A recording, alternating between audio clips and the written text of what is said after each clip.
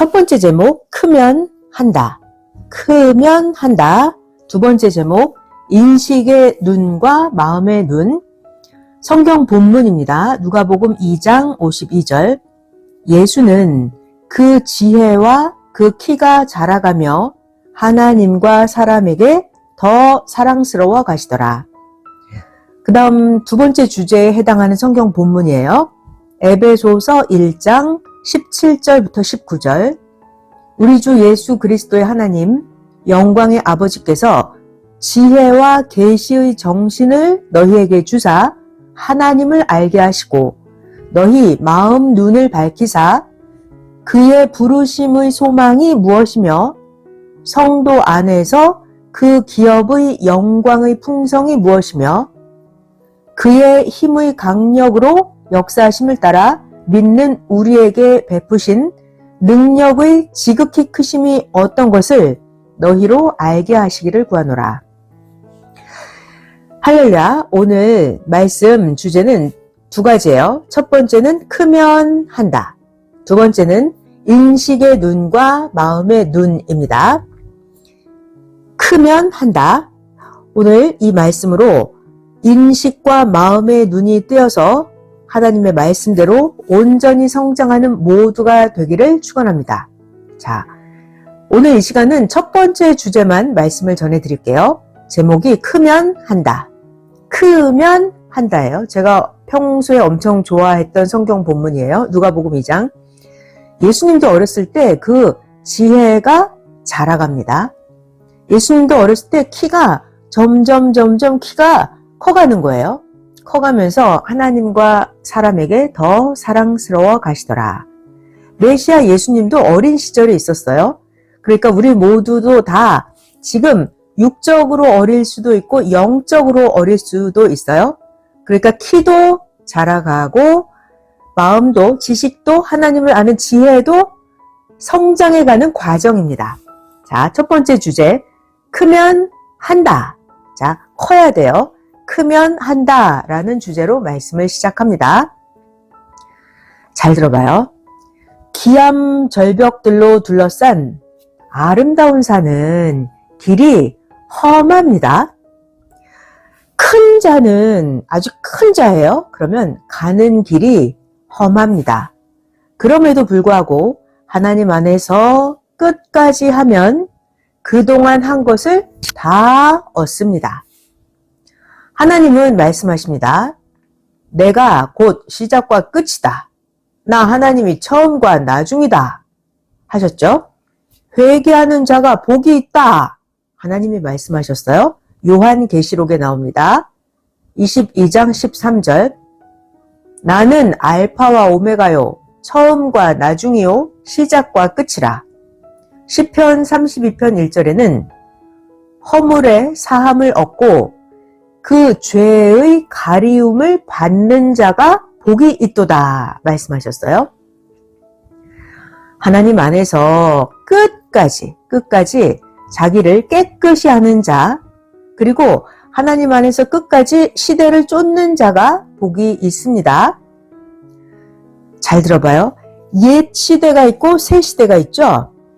옛날 옛 시대에는 하나님께서 계획하신 그 옛 시대의 뜻을 다 행하고 얻고 끝났습니다. 그렇다면 새 것은 어디에 있어요? 새 것은 새 시대에 있습니다. 그러니까 새 것은 개척하고 만들어야 얻습니다. 육의 것도 그렇고 영의 것도 새 것은 개척하고 만들어야 얻습니다. 새로운 것들, 이것은 옛 것보다 더 크고 이상적인 것들입니다. 자, 새 것, 이거는 뭐냐면 새 것은 과거의 신약 역사에서 하나님이 예수님이 약속해 주셔서 희망으로 기다린 것들, 이것이 새 것이에요. 그러니까 새 시대에서 구시대에서 약속했던 그것이 이루어집니다. 새 시대에서 이루어져요. 새 시대에서 새 시대에 속한 모든 것들이 이루어집니다. 그러니까 천년 새 역사, 천년 동안에 새 시대에 속해서 행하는 자마다 이루게 되는 하나님의 역사입니다. 그러니까 구시대에서는 이루어지지 않아요.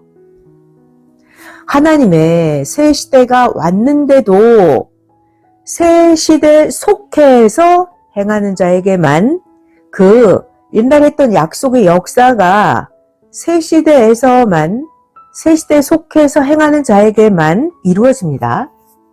봐봐요. 새 시대가 왔고 성령이 새 시대에 보낸 자로 말씀을 하시는데도 이 새 말씀을 듣지도 않고 행치도 않는 자는 어떤 자예요? 자기를 중심하는 자예요. 성령을 거역하는 자입니다.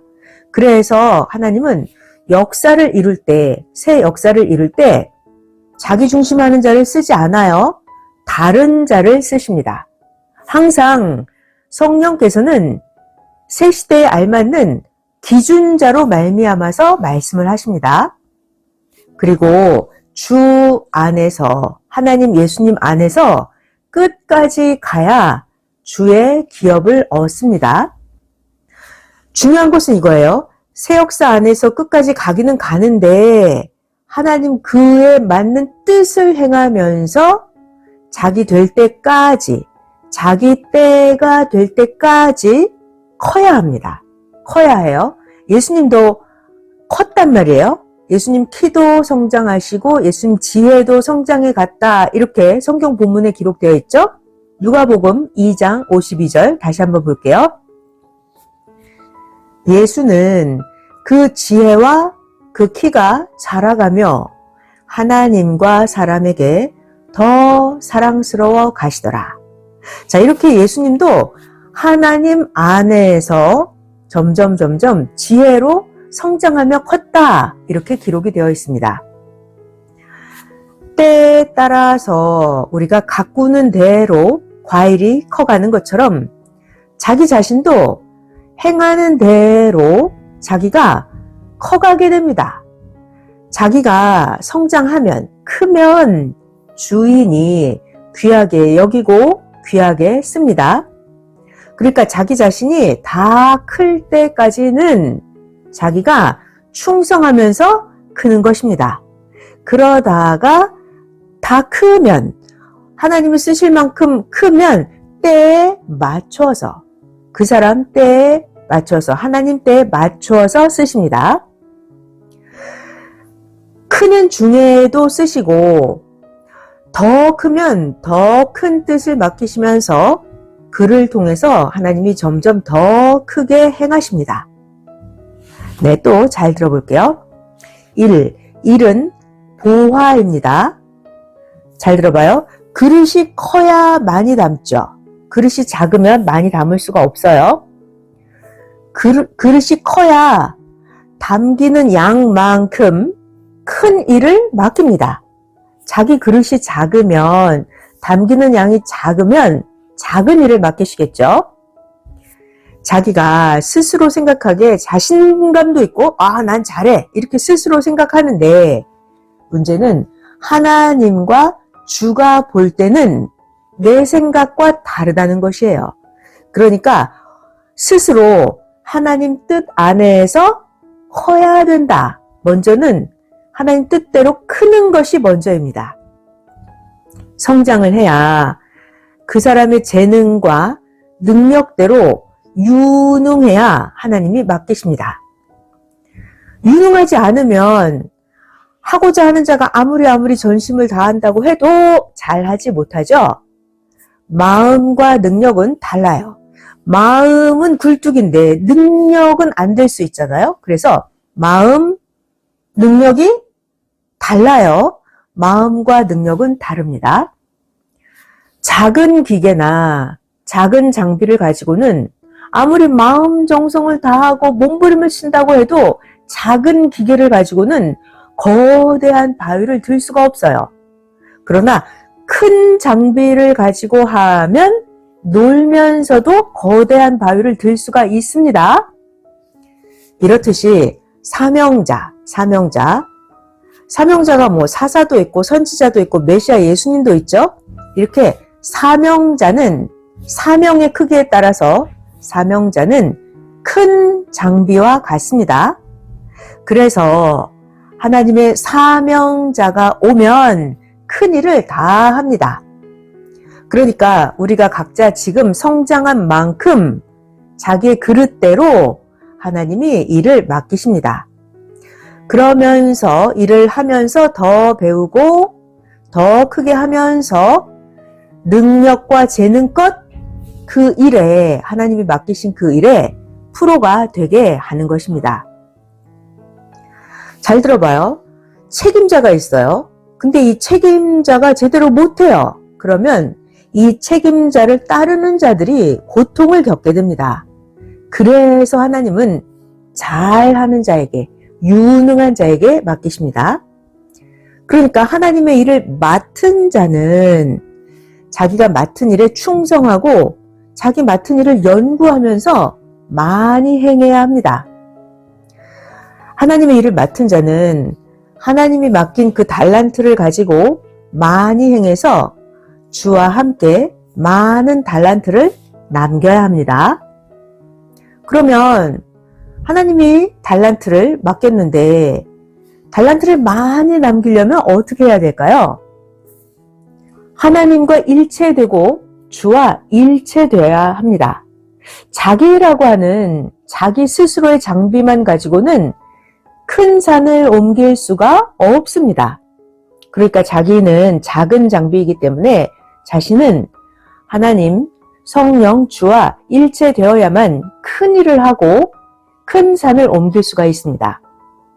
그리고 또 자기가 많은 달란트를 남기려면 일을 매일매일 하듯이 매일매일 굳건한 믿음과 굳건한 기도와 매일 실천하는 것입니다.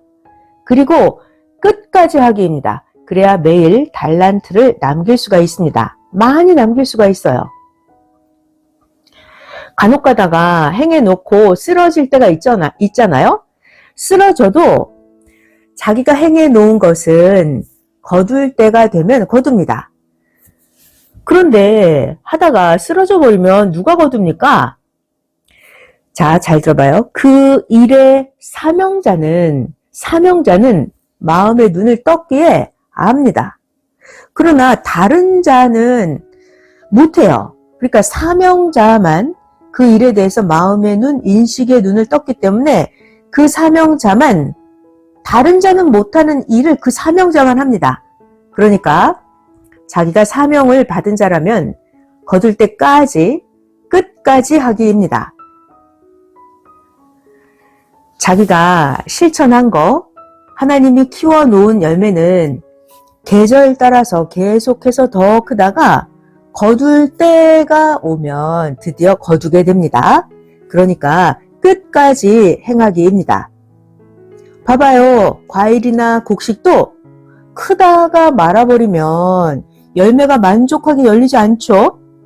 과일, 곡식도 크다 말면 만족한 수확을 못합니다.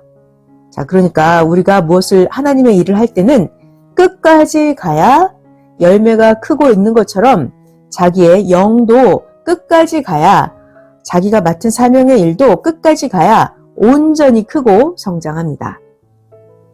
그리고 넘어졌다 하더라도 넘어져 있지 말고요. 계속해서 행하는 거예요. 끝까지 끈기를 가지고 이렇게 행할 때, 행해야 희망이 생겨서 그 힘으로 혼자라도 환난, 핍박, 억울한 말도 담대히 이기면서 계속할 수가 있습니다. 그러니까 결국은 누가 해주는 게 아니라 자기 스스로, 자기 마음이 다이아몬드가 되어서 하면 다 이기는 것입니다.